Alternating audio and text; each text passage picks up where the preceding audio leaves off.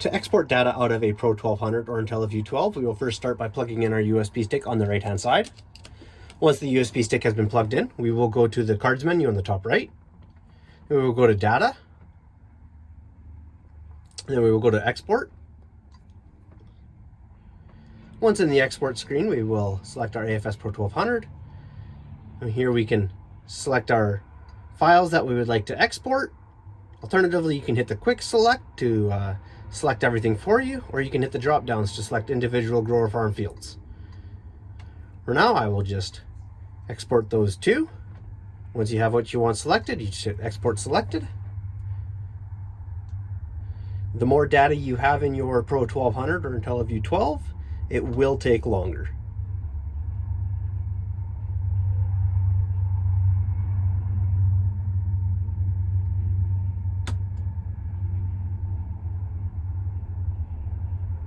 And there you go. That is how you export data out of a Pro 1200 or IntelliView 12.